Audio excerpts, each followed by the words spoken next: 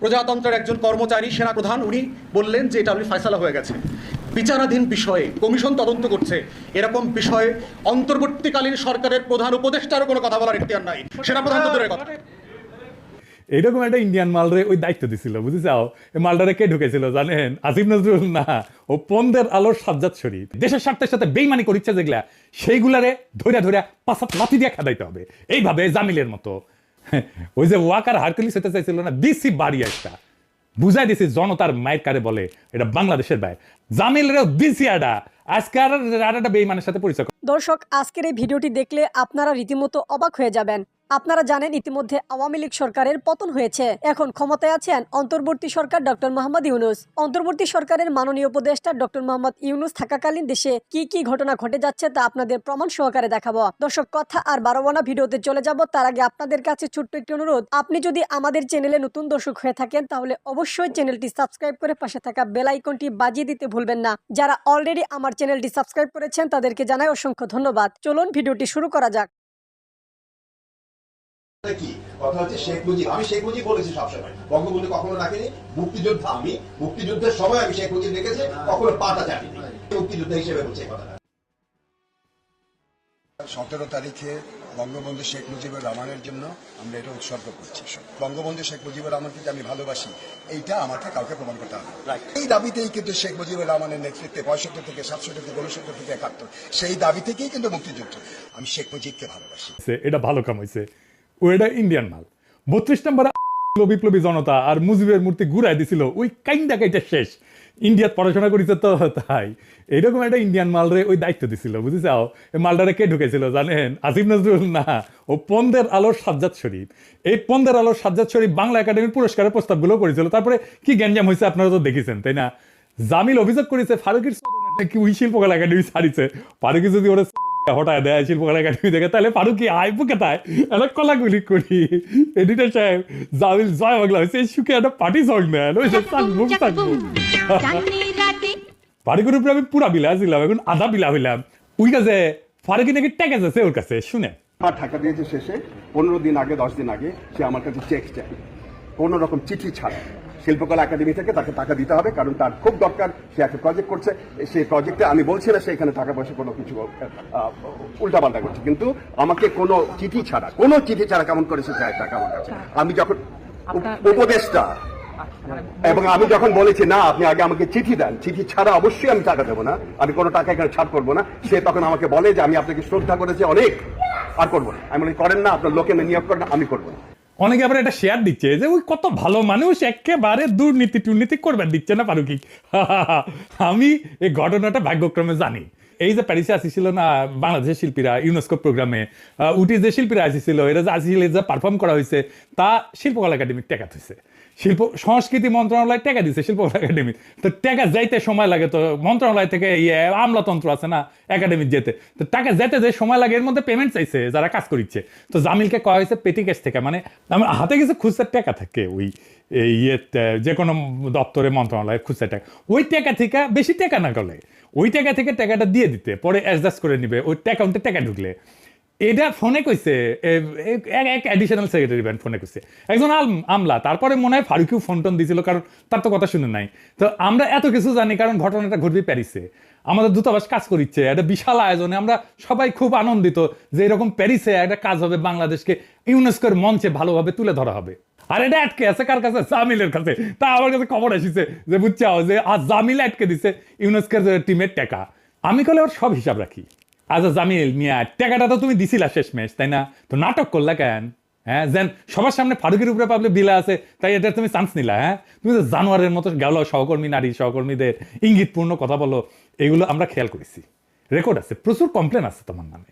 নদিয়ার ভাষায় কথা কও, এরকম পুতু পুতু কলকাতার ভাষায় কথা কও জন্য ভুলে যায় না, ওইটা জাউরার জাউরা। আজকে সিল দিলাম না শালা বুড়া খাটাস, একেবারে মুখের তালা দিয়া বসে থাকবো, নখ করে বসে থাকবো। নাটক কম করো প্রিয়। ফারুকি আধা খুশি করেছে, এখন হাঙ্কারে পুরা খুশি করে দিক। একটা জুলাই বিপ্লবের পক্ষের লোকের শিল্পকলা একাডেমির দায়িত্ব দিয়া ফারুক যে 15 একজনকে ক্যান্ডিডেটের কাটাইছে, ওই জন্য হাঙ্কারে অভিনন্দন আমাদের জানানো দরকার। ফারুকিরে ভালো কাজ করছেন ফারুকি আপনি। আবার দেখেন কইছে সে আদিবাসী বলার অধিকার চায়, ফারুকি নাকি বাধা দিচ্ছে। ফারুকি ঠিক কাজ করিছে তো। জামিল সরকার কি বলে তাদের অভিহিত করে? তুই সেটা কবি না? তুই কি সরকারের বাইরে সরকারি চাকরি নিছু কে তাইলে? সরকার যা বলতে চায় সেটা তুই কবি। তোর জন্য আলাদা আইন হবে নাকি রে বাইঞ্চত? এরে ফারুকি খেদায় ভালো কাজ করছে না কন? দেখেছেন ওর জন্য কারা কারা মায়া কান্না কাঁদিচ্ছে। এবার আসেন আজকাল আসল আলাপে আসি। আর একটা স্মরণ লাগবি পররাষ্ট্র মন্ত্রণালয়ে, ওই ওক স্মরণ লাগবে, সে নিয়ে আলাপ করি। এইভাবে বুঝছেন মেলা জায়গায় সরকারের ভেতরে ঘাটতি মেয়েরা বসে আছে স্বৈরাচারের দালাল গুলা। এগুলা খুঁজে খুঁজে বের করার চেষ্টা করেছি আমরা। সরকারের গুরুত্বপূর্ণ দায়িত্বে থেকে সরকারের সাথে দেশের স্বার্থের সাথে বেইমানি করিচ্ছে যেগুলা, সেইগুলারে ধৈরা ধৈরা পাঁচাত লাথি দিয়ে খেদাইতে হবে। এইভাবে জামিলের মতো ওই যে ওয়াকার হারকুলিস হতে চাইছিল না, দিছি বাড়ি একটা বুঝাই দিছি জনতার মায়ের কারে বলে, এটা বাংলাদেশের বাইরে। জামিলেরও দিছি আডা। আজকে আর একটা বেইমানের সাথে পরিচয় করায় দিই। এই বেইমানের নাম হচ্ছে জসিমউদ্দিন, বাংলাদেশের 27তম পররাষ্ট্র সচিব এবং বাংলাদেশের ইতিহাসে সবচেয়ে ব্যর্থ মাথা ব্যথা পররাষ্ট্র সচিব। চলেন দেখি এই জসিমউদ্দিন কে, কেন সে বেইমান এবং তার ব্যর্থতা কি। জসিম সাহেব একজন নায়ক, কলে নায়কের নাগাল চেহারা। ওই যে কথা আছে না, মাকাল ফল বাইরে যাই দেখা ভিতরে গুয়ের মতো। মাথা ভরা চুল আর চুলের মধ্যে জেল লাগায়, ওই মাথার কলে কোনো ব্যবহার করে না। তবে মাথার মধ্যে বড় কাজের অনেক গল্প শুনেছি এই ব্যাপারে, সেগুলো রেখে দিলাম, লাগলে অন্য কোনো দিন এই বিষয়ে বলবো। আজকে মূল আলোচনাতে থাকি, সিরিয়াস আলাপ। তো জসিমউদ্দিন একজন আদর্শ বহুরূপী, সব দলের সময় তার আস্থাভাজন হয়েছে, সরকারের চামচামি আর দালালি করেছে এবং শুধু নিজের স্বার্থের জন্য কাজ করে গেছে। পেশাদার কূটনীতিকের কোনো ছাপ নাই তার অতীত কর্মে। চিন্তা করেন না, প্রমাণ ছাড়া কথা বলবো না। জসিমউদ্দিন চাকরিতে যোগ দেন 25 এপ্রিল 1994 সালে বিসিএস 13তম ব্যাচের সাথে। হাঙ্কেরে 2 ব্যাচ জুনিয়র আর কি বিসিএস এ, মানে হাঙ্কেরে তো 11তম ব্যাচ, বুঝছাও। তো চাকরি জীবন কিন্তু বেশ চমৎকার ওর। 96-2001 সালে শেখ হাসিনার প্রথম আমলে কাজ করছে রাষ্ট্রীয় প্রোটোকল বিভাগে। হাসিনার সাথে প্রথম যোগাযোগ, প্রোটোকলের অফিসারগুলো কিন্তু হাসিনার আশেপাশে থাকে। আর প্রথম পুরস্কার হিসেবে প্রথম মিশনের পদায়ন হয় 2000 সালে ভারতের নয়াদিল্লিতে, আসল জায়গায়। উটি ওই 3 বছর আসছিল। 2003 সালে বিএনপির আমলে যায় জাপানের টোকিওত এবং সেখানেও 3 বছর থাকে। এরপরে দেশে এসে আবার দক্ষিণ এশিয়া অনুবিভাগের পরিচালক হিসেবে দায়িত্ব নেয়। মূল কাজটা কি?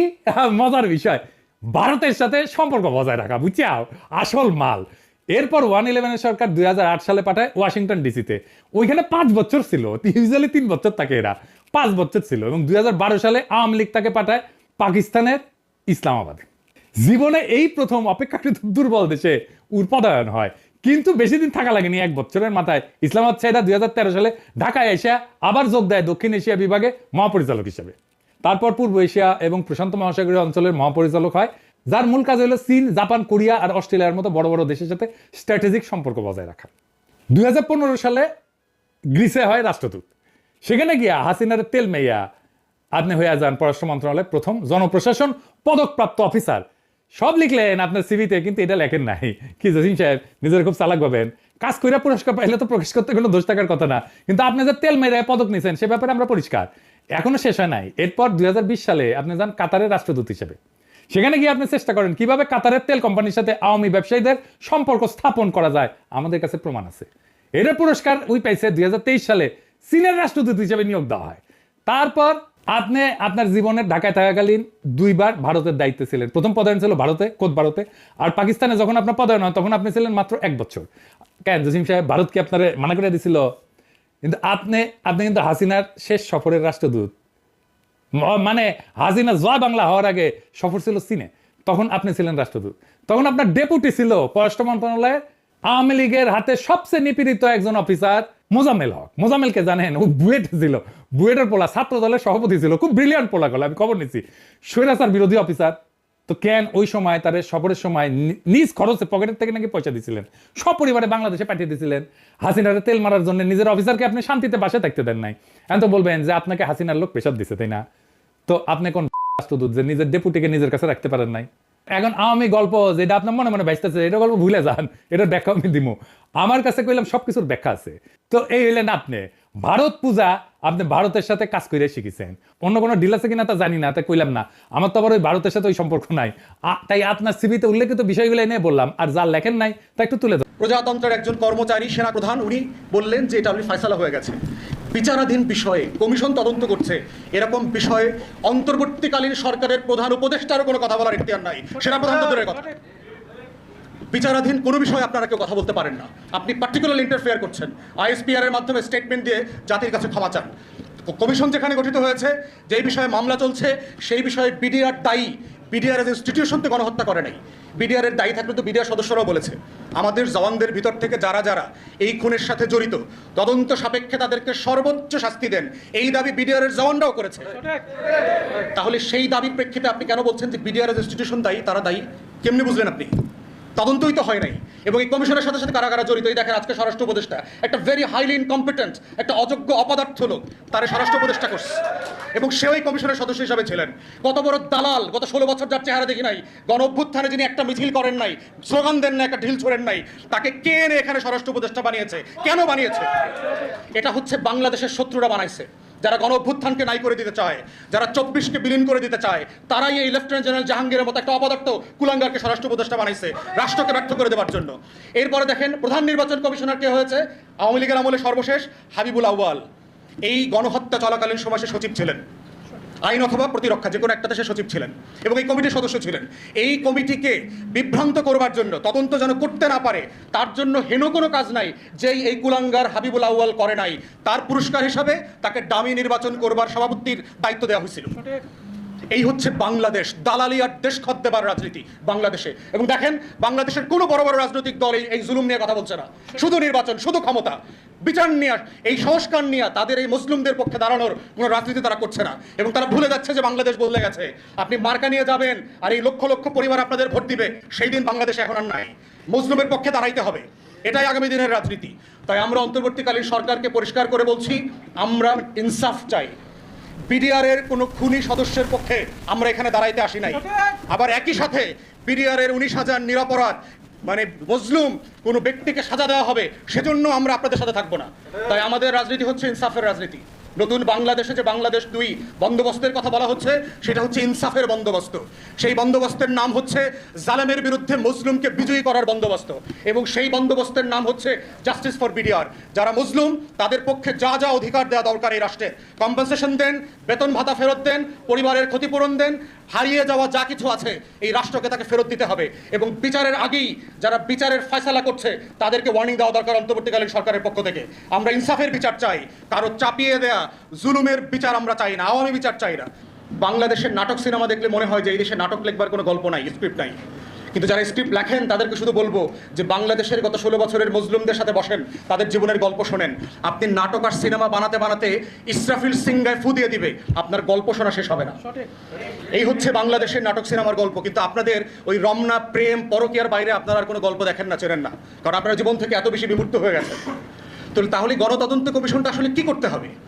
মইনুল সাহেবের ইন্টারভিউ থেকে শুরু করে এই যে টোটাল অভিযোগগুলো রিউমার আকারে বলেন, গসিপ আকারে বলেন, সমাজে যে ডমিনেন্ট আছে, এগুলোকে তো এক্সপ্লোর করতে হবে যে আসলে ফ্যাক্টস কি। আপনি 19,000 লোককে গ্রেফতার করলেন প্রায় ইয়ের পরে, গণহত্যার পরে, সবাইকে ছেড়ে দিলেন কেন? এখন তো 500-র মতো লোক আছে ভিতরে, 530-35 জনের কথা শুনেছি। এর মানে হলো এই মানুষগুলো নিরাপরাধ ছিল। তাহলে ছাড়ছেন, তার জীবনের যে 16টা বছর নষ্ট করে দিয়েছেন, 15টা বছর নষ্ট করেছেন, সেটার দায় দিতে হবে না? এই যে পরিবারগুলো ধ্বংস হয়ে গেছে, এই পরিবারের মেয়েদের যে কেউ বিয়ে করে না, এই পরিবারগুলো যে সমাজ থেকে বিচ্ছিন্ন হয়ে গেছে, তাকে যে একটা বাংলাদেশের নাগরিক বানায় দিয়েছেন, তাকে এই দেশে যে বিদেশি বানায় রাখছেন আপনারা, এইটার জন্য কম্পেনসেট করতে হবে না? ক্ষতিপূরণ দিতে হবে না? তাহলে যাকে দোষী বানাইলেন না, যাকে জেলে রাখতে পারলেন না, তাকে আবার চাকরিও ফেরত দিলেন না। 16 বছর ধরে বেতন ভাতাও দিলেন না, পেনশন দিলেন না, চিকিৎসা নিতে পারে না হাসপাতালে। পরিবারগুলো কি অমানবিক জীবনযাপন করছে? এই গল্প শুনলে কোনো ভদ্র মানুষ, কোনো ন্যায্যতায় বিশ্বাসী মানুষ এই প্রকল্পের সাথে অস্বীকার করে, প্রতিবাদ না করে পারবে না। এই ধরনের বাস্তবতা জীবনযাপন করছি। তার মধ্যে যোগ হয়েছে টানা, বোবা, খোরা, আন্ধা, প্রতিবন্ধী কমিশন করে দিয়েছে। মানে কমিশন করে দিয়েছে কাজে, কিন্তু আসলে তার কোনো এখতিয়ার নাই। এখতিয়ার নাই কেন? যেটা আপনাদের দাবির মধ্যে, আপনারা 8 দফা দাবির মধ্যে উল্লেখ করেছেন যে 2-এর উমো বাতিল করবার জন্য ব্যতীত দিয়ে যেই মামলায় যাকে যাকে অভিযুক্ত করে সাজা দেওয়া হয়েছে, সেই কমিশন তাদের ব্যাপারে কোনো তদন্ত করতে পারবে না। তাহলে আর তদন্ত বাকি থাকলো কি?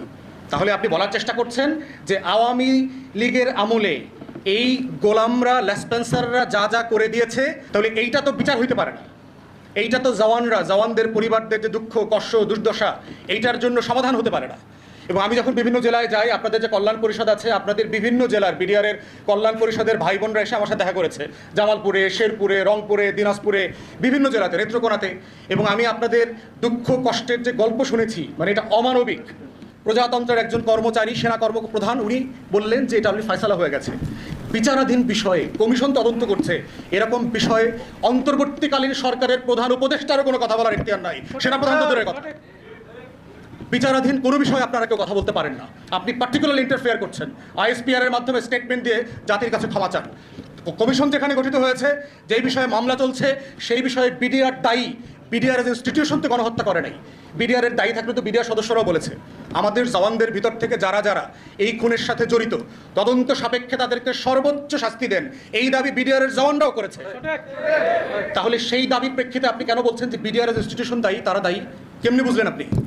তদন্তই তো দর্শক, সম্পূর্ণ ভিডিওটি দেখলেন, আশা করি বিষয়টি বুঝতে পেরেছেন। এই নিয়ে আপনার গুরুত্বপূর্ণ মন্তব্যটি অবশ্যই কমেন্ট বক্সে জানিয়ে দিবেন।